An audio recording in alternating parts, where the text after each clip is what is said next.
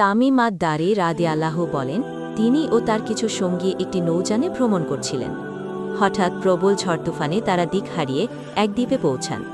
সেখানে তারা এক অদ্ভুত প্রাণীর মুখোমুখি হন, যার শরীর লোমে ঢাকা এবং সামনে পেছন বোঝার উপায় ছিল না। সেই প্রাণী তাদের বলে, তোমরা এই গুহায় যাও, সেখানে একজন মানুষ রয়েছে যে তোমার খবর জানার অপেক্ষায় আছে। তারা সেই গুহায় প্রবেশ করে দেখতে পান এক বিরাট দেহী একজন মানুষকে শক্ত শিকলে বাঁধা আছে। তার 2 হাত গলা পর্যন্ত বাঁধা এবং হাঁটু থেকে গোড়ালি পর্যন্ত পায়ে শিকল। তামিম রাদিয়াল্লাহু বলেন, তিনি জিজ্ঞেস করলেন, তুমি কে? সে উত্তর দেয়, আমি দাজ্জাল। সময় আসলে আমি বের হব এবং দুনিয়ার এক প্রান্ত থেকে অন্য প্রান্তে ঘুরে বেড়াব। 40 দিন আমার রাজত্ব চলবে। প্রথম দিন 1 বছর সমান, দ্বিতীয় দিন 1 মাস, তৃতীয় দিন 1 সপ্তাহ এবং বাকি দিনগুলো স্বাভাবিক দিনের মতো। দাজ্জাল এরপর তামিম আদ-দারি রাদিয়াল্লাহুকে প্রশ্ন করে, প্রশ্ন 1, তোমরা বাইসান নামক খেজুর বাগান সম্পর্কে আমাকে বলো, সেখানে খেজুর কি এখনো ফলে?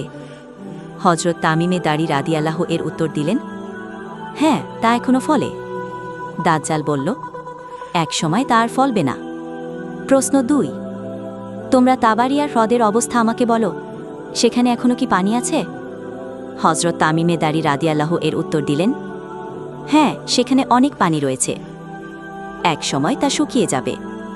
প্রশ্ন 3, তোমরা উম্মির নাবী সম্পর্কে আমাকে বলো, তিনি কি করেছেন? তারা কি তার আনুগত্য করেছে? এখানে উম্মি নাবী বলতে রাসূলুল্লাহ সাল্লাল্লাহু আলাইহি ওয়াসাল্লামকেই বোঝানো হয়েছে।